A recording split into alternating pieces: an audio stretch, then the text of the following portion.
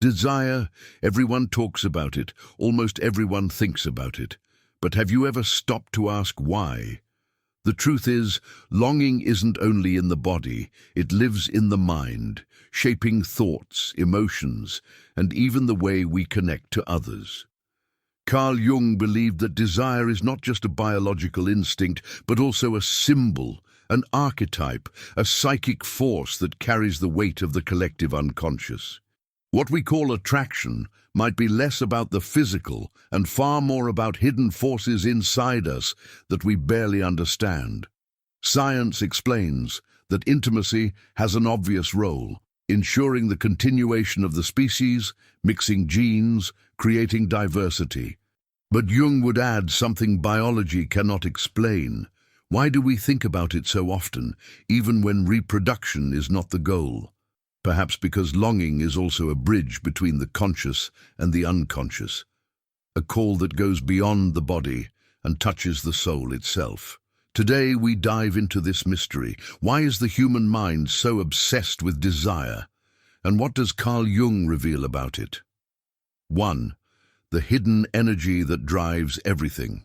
Think about the last time you felt truly alive. Maybe it was when you were creating something beautiful, falling in love, or chasing a dream that made your heart race. What you felt in that moment was what Jung called libido, but not in the way most people think about it. Most people believe this energy is just about physical desire, but Jung saw something much bigger. He understood that the same force that makes us crave connection with another person is the exact same energy that makes artists paint masterpieces, makes entrepreneurs build companies, and makes parents sacrifice everything for their children. It is the life force itself. This energy does not live in our bodies alone. It flows through every thought, every emotion, every creative spark we have ever experienced. When we feel drawn to someone, when we daydream about romance, when we lose ourselves in fantasies, we are not just being driven by biology. We are connecting to the most powerful force in the human mind. The reason you cannot stop thinking about attraction and connection is because your unconscious mind knows something your conscious mind has forgotten.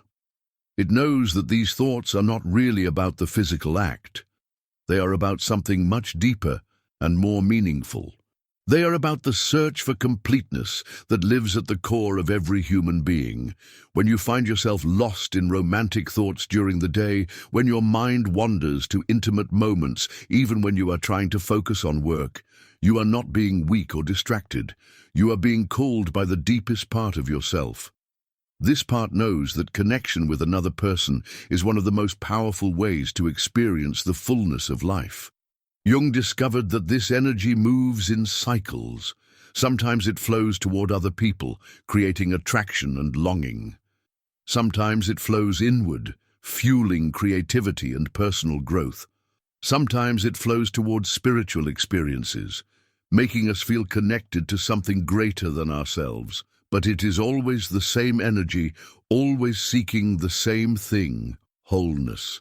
This is why romantic desire feels so urgent, so consuming, so impossible to ignore. Your unconscious mind is not just looking for pleasure or companionship, it is looking for the missing pieces of yourself. It is trying to complete a puzzle that has been incomplete since the day you were born. The thoughts that fill your mind when you are attracted to someone are not random. They are your psyche, trying to show you what you need to become whole. Every fantasy, every daydream, every moment of longing is your unconscious mind, painting a picture of the person you could become if you integrated all the parts of yourself. This explains why attraction often feels like magic. When you meet someone who captivates you, it is not just because they are beautiful or charming. It is because they represent something that lives inside you, but has been hidden from your conscious awareness. They are like a mirror, reflecting back parts of yourself that you have never seen before. Understanding this changes everything. Instead of feeling guilty about your thoughts or trying to suppress them, You can see them as valuable messages from the deepest part of yourself. Instead of seeing desire as weakness, you can recognize it as one of the most powerful forces for growth and transformation available to human beings. When you embrace this truth, you stop fighting against your own nature. You start to see that the energy you feel is not something to be ashamed of or controlled. It is something to be understood, honored, and channeled toward creating the life you truly want. This energy is your birthright, your connection to the creative force that drives all of life itself. 2. The missing half that lives inside you. Have you ever wondered why certain people capture your attention in ways you cannot explain? Why some faces in a crowd seem to glow with an inner light that calls to something deep inside you? Jung discovered that what we think of as attraction is actually much more mysterious and meaningful than we realize. Inside, every person lives two sides. Jung called these the masculine and feminine energies, but they are not about gender in the way most people think. They are about different ways of being in the world. The masculine energy is focused, direct, logical, and goal-oriented. The feminine energy is intuitive, flowing, emotional, and creative. Every human being carries both energies inside them, but most people only develop one side fully. This is where attraction becomes fascinating. When you feel drawn to someone in a way that goes beyond physical appearance, you are often encountering the energy that you have not fully developed in yourself. The quiet, thoughtful person might be magnetically drawn to someone who is bold and expressive. The logical, organized person might find themselves captivated by someone who is spontaneous and creative. What your conscious mind experiences as attraction, your unconscious mind experiences as recognition. It recognizes the missing half of itself walking around in another person. This is why love at first sight feels so real and so powerful. In that moment, you are not just seeing another person. You are seeing a reflection of your own untapped potential. This explains why relationships can feel so transformative. When you spend time with someone who embodies the qualities you have not developed, you start to discover those qualities within yourself. The shy person begins to find their voice. The serious person learns to play. The chaotic person discovers the peace of structure. Through connection with another, you connect with the hidden parts of yourself. But this process is not always easy.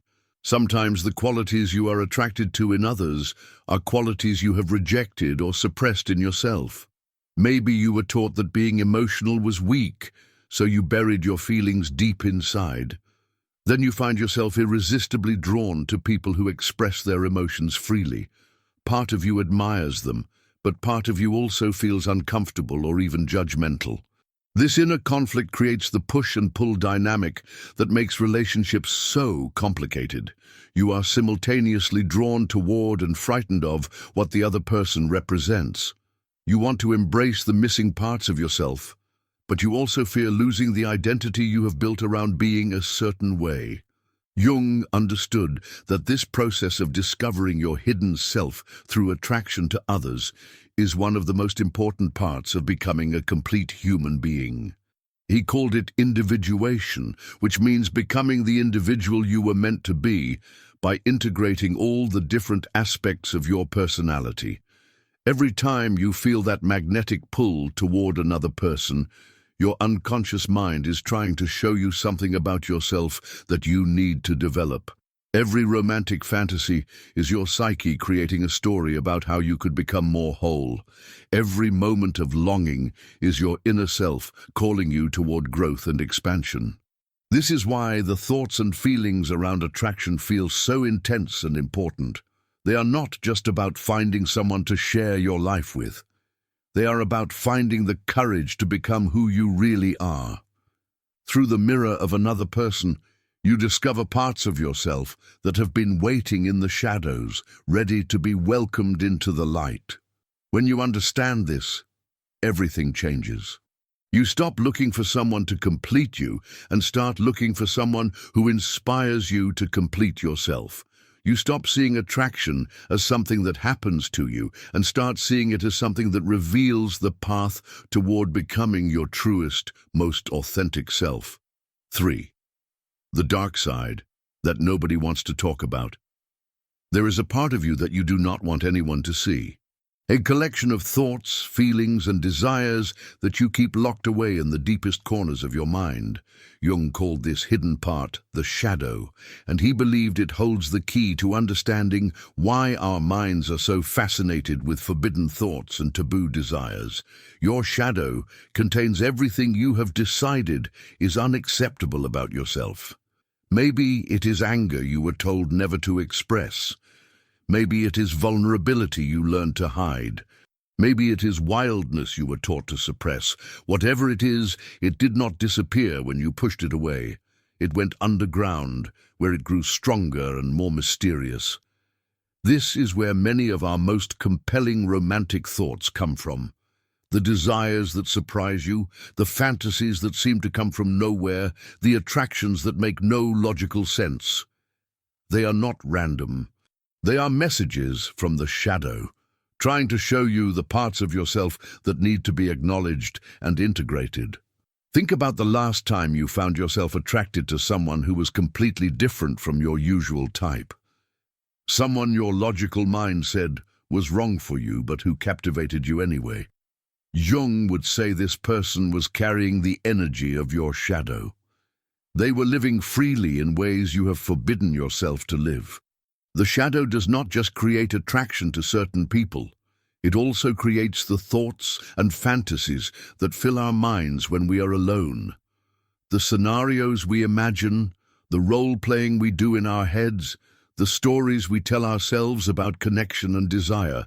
These are not just entertainment for the mind. They are the shadow trying to experience what it has been denied in real life. This is why these thoughts can feel so powerful and so shameful at the same time. Part of you is excited by them because they represent freedom from the restrictions you have placed on yourself. But another part of you is frightened because they challenge the identity you have worked so hard to maintain.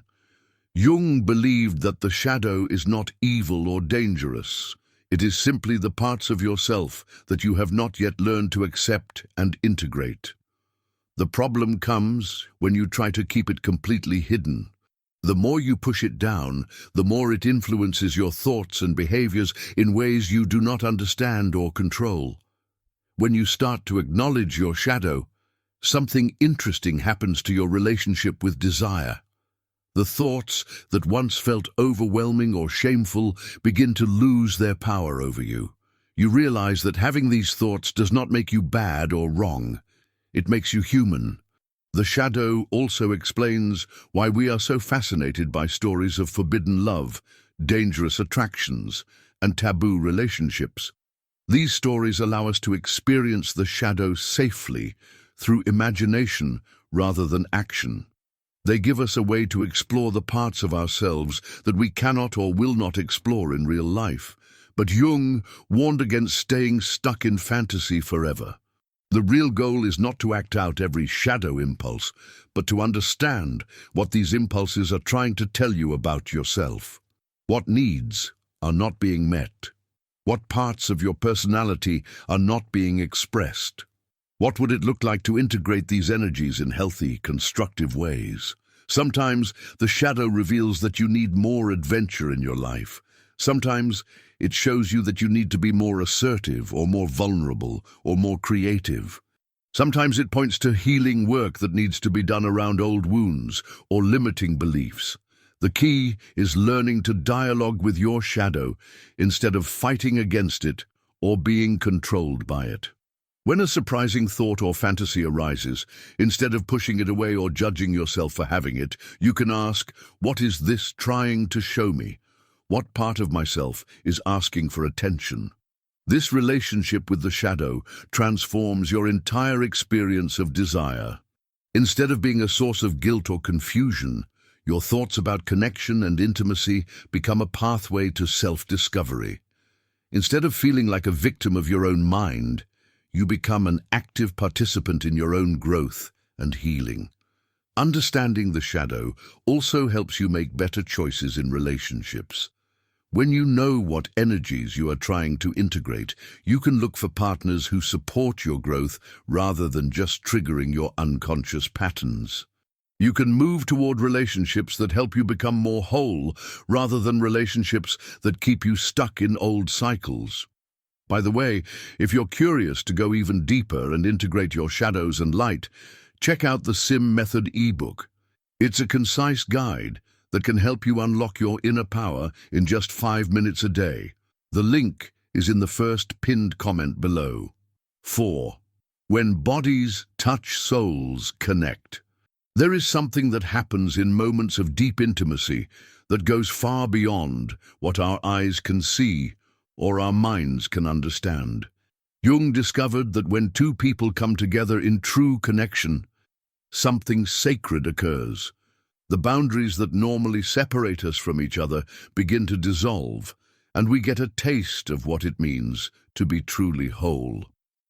This is why intimate thoughts and experiences can feel so transcendent, so meaningful, so different from any other aspect of human life.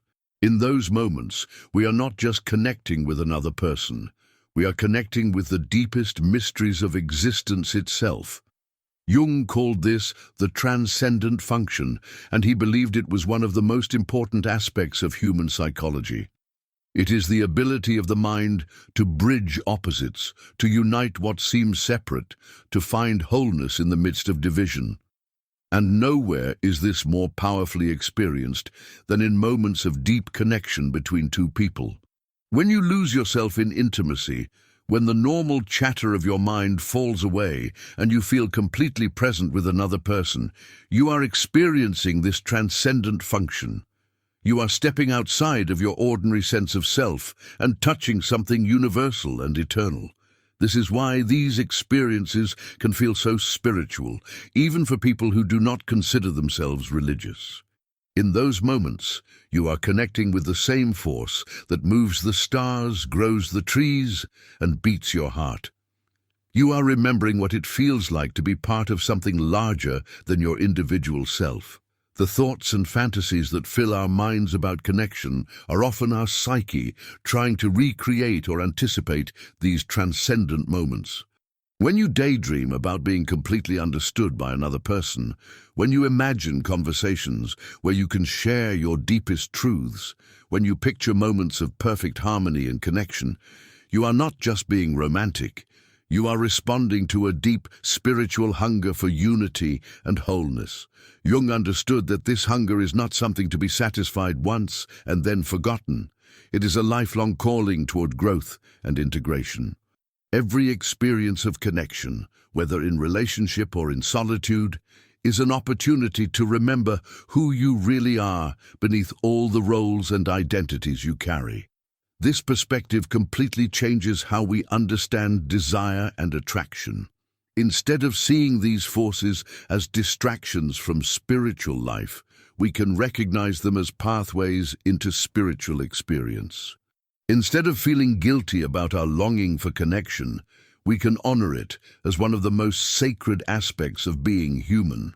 The transcendent function also explains why relationships can be both the most beautiful and the most challenging experiences in human life. When two people come together with the intention of supporting each other's growth and wholeness, magic happens. But when we use relationships to avoid our own inner work or to try to complete ourselves through another person, we create suffering for everyone involved.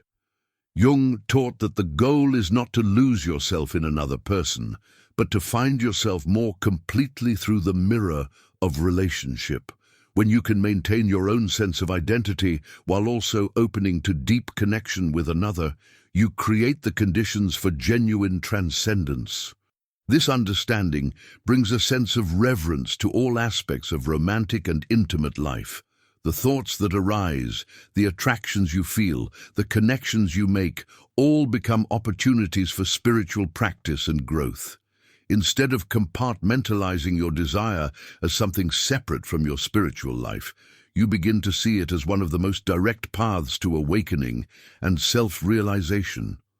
When you approach connection from this perspective, everything becomes more meaningful. The person you are drawn to is not just someone who makes you feel good. They are a mirror reflecting back the aspects of yourself that are ready to be integrated. The intimacy you share is not just physical pleasure. It is a sacred practice of remembering your true nature as a being capable of infinite love and connection. 5. Why your mind never stops wandering there.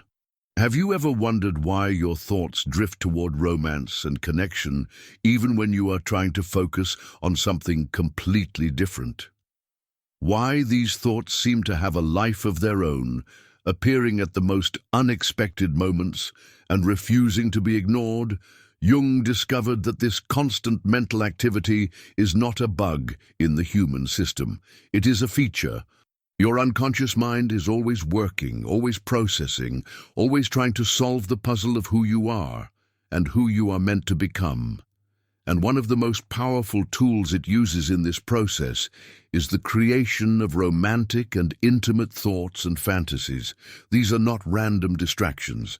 They are your psyche actively working on your development as a human being.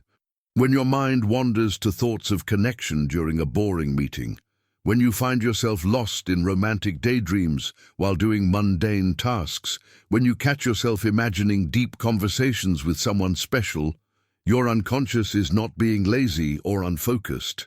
It is doing some of the most important work possible, helping you understand what you need to grow and become whole. Jung understood that the unconscious communicates through symbols, images, and stories, rather than through logical arguments or clear instructions.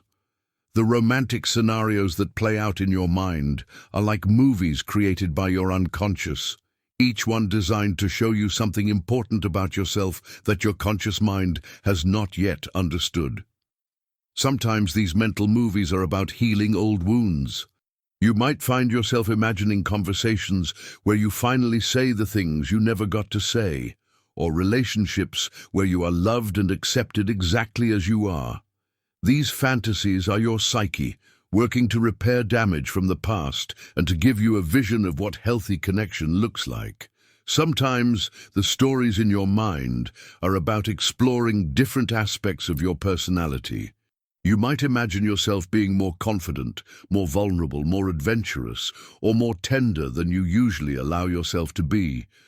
These thoughts are your unconscious showing you the range of who you could become if you were willing to expand beyond your current limitations.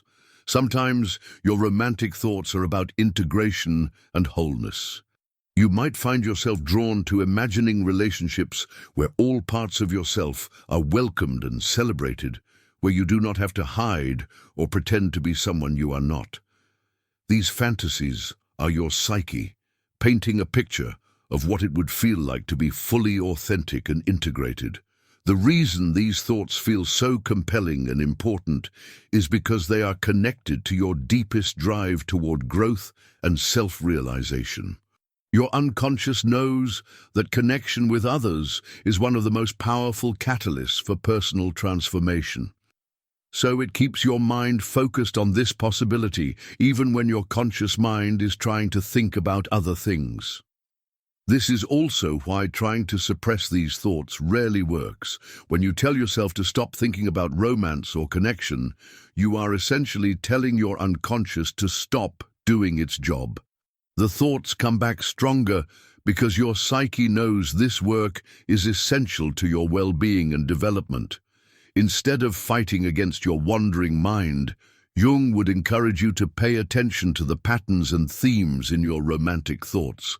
What kinds of connections do you imagine? What qualities do you admire in the people you fantasize about? What experiences do you long for?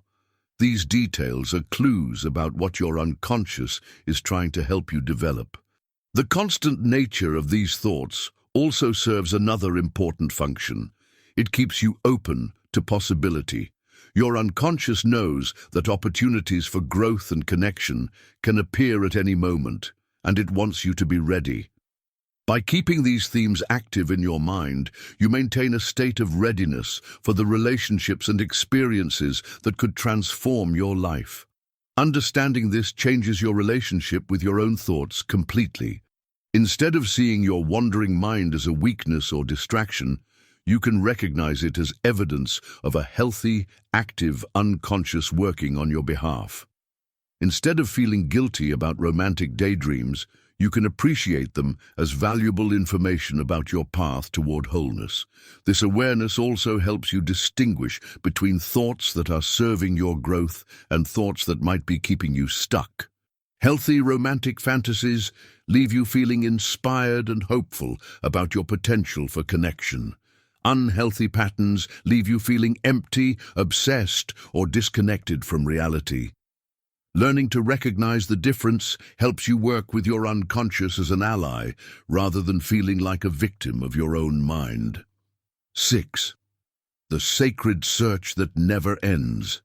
There is something profound happening beneath the surface of every romantic thought, every moment of longing, every fantasy of perfect connection. Jung discovered that what we call desire is actually a spiritual search disguised as something physical. It is the soul's eternal quest for return to wholeness, expressed through the language of human connection. This search begins the moment we are born. As babies, we experience a state of unity with our caregivers that feels like paradise. We do not know where we end and they begin. We exist in a bubble of perfect love and connection. But as we grow, we must separate from this unity to develop our own identity. We learn to see ourselves as individuals, but something deep inside us never stops remembering what that original wholeness felt like. Jung believed that this memory of original unity is what drives our lifelong search for connection.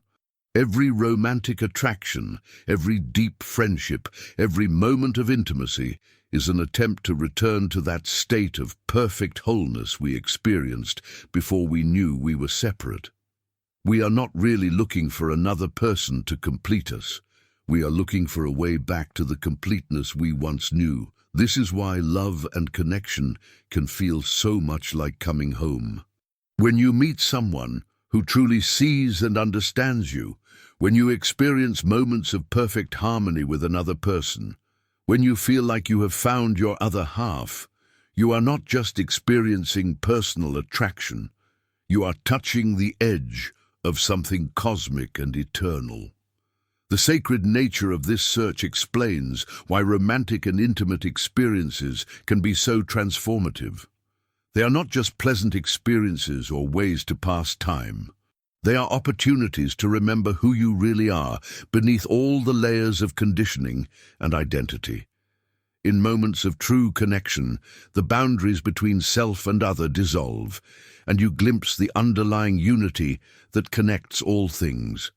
This is also why the search never truly ends. Even in the most beautiful relationships, even in moments of perfect connection, there is always a longing for something more. This longing is not a sign that something is wrong or missing. It is the soul's recognition that what it truly seeks cannot be found in any single relationship or experience. What it seeks is the remembrance of its own divine nature. Jung understood that this cosmic dimension of desire is what makes it so powerful and so mysterious. When you feel drawn to another person, you're not just responding to their personality or appearance. You are responding to the spark of the divine that lives within them and that calls to the same spark within you. Every attraction is a recognition of the sacred meeting, the sacred. This understanding transforms how we approach relationships and connection. Instead of putting pressure on another person to fulfill all our needs for wholeness, we can appreciate them as a fellow traveler on the path toward remembering who we really are. Instead of using relationships to escape from ourselves, we can use them as mirrors that show us more clearly the beauty and wholeness that already exists within us.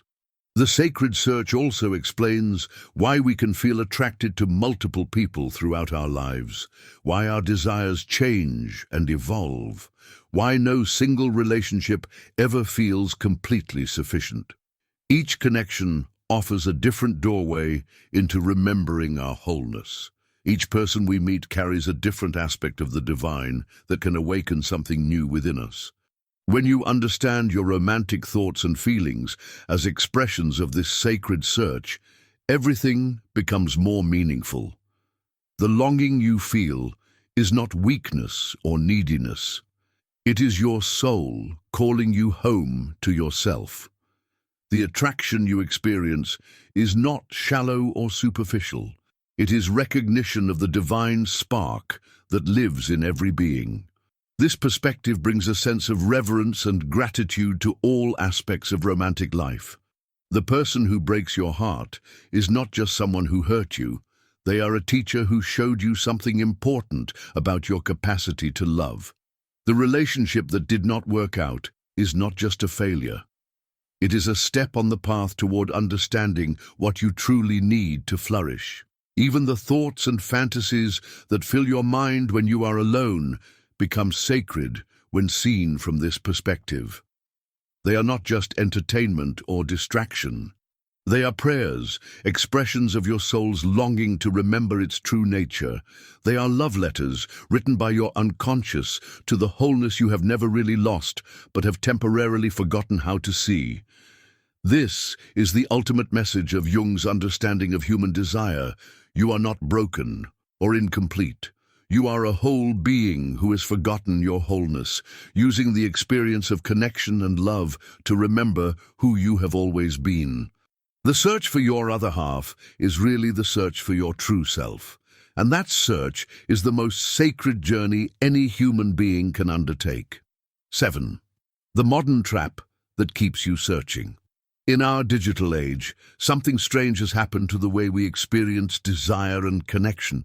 We have more ways to connect with others than ever before in human history, yet somehow we feel more lonely and unsatisfied than previous generations. Jung's insights reveal why this paradox exists and how modern life has created a trap that keeps us endlessly searching but never finding what we truly need. The trap begins with the illusion of infinite choice. Dating apps present us with thousands of potential partners. Social media shows us endless examples of perfect relationships, and pornography offers unlimited fantasy scenarios. Our unconscious mind, which evolved to work with small communities and limited options, becomes overwhelmed by this abundance. Instead of feeling grateful for the choices, we become paralyzed by the fear that we might be missing out on something better. This fear of missing out creates a pattern that Jung would recognize as neurotic. We swipe through profiles looking for the perfect person, but no real human being can compete with the idealized version we have created in our minds. We start relationships with one foot already out the door, constantly wondering if our current partner is really the best we can do. We consume endless content about romance and intimacy, but we never fully invest in the messy, imperfect work of building actual connection. The digital world also feeds what Jung called the inflation of the ego. Social media encourages us to present perfect versions of ourselves, and we begin to believe that we deserve perfect partners and perfect relationships. We lose touch with the humble work of acceptance, compromise, and growth that real relationships require. We want the transcendent experience without the human challenge, but perhaps the most dangerous aspect of the modern trap is how it disconnects us from our own unconscious wisdom. The constant stream of external stimulation drowns out the quiet voice of our inner knowing. We become addicted to the quick hit of dopamine from a new match or message, but we lose the ability to sit with the deeper longings and questions that our romantic thoughts are trying to reveal. Jung understood that the unconscious speaks most clearly in moments of stillness and reflection, but modern life rarely provides these moments. We fill every spare second with scrolling, swiping, texting, and consuming content. We mistake the noise of digital connection for the signal of genuine intimacy. We become experts at surface-level interaction, but beginners at the deep work of soul-level connection. The trap also creates what psychologists call the paradox of choice. When we have unlimited options, we become less satisfied with whatever choice we make. The person sitting across from us at dinner cannot compete with the hundreds of other potential partners just a swipe away. We lose the ability to be present with what is in front of us because we are always mentally shopping for something better. This pattern keeps us trapped in a cycle of endless searching that never leads to finding. We mistake the excitement of new possibility for the depth of genuine connection. We confuse the intensity of infatuation with the sustainability of love. We become addicted to the beginning of relationships, but lose interest when the real work of intimacy begins. Breaking free from this trap requires what Jung called a return to the inner work. Instead of looking outside ourselves for the perfect person to complete us, we must turn inward and do the difficult work of understanding our own patterns, healing our own wounds, and developing our own capacity for love and connection. This means learning to be alone without immediately reaching for digital stimulation. It means sitting with difficult feelings instead of swiping them away. It means choosing depth over breadth, quality over quantity, presence over possibility.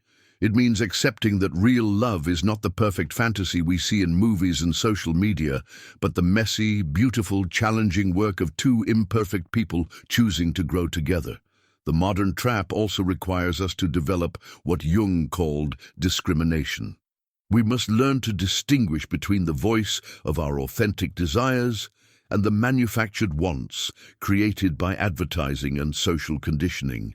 We must recognize when our romantic thoughts are coming from our own unconscious wisdom versus when they are being triggered by external manipulation.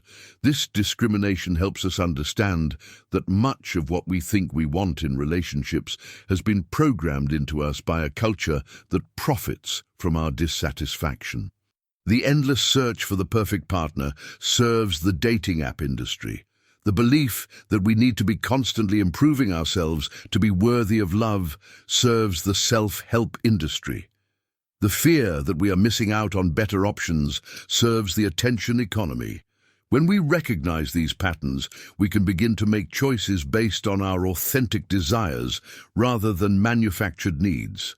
We can invest in the relationships we have instead of constantly looking for better options. We can appreciate the imperfect beauty of real human connection instead of chasing digital fantasies. Breaking free from the modern trap does not mean rejecting technology or returning to the past. It means using these tools consciously rather than being used by them. It means remembering that the goal is not to find the perfect person, but to become someone capable of authentic love and connection. It means understanding that the search for wholeness happens not through endless options, but through the deep work of knowing and accepting ourselves.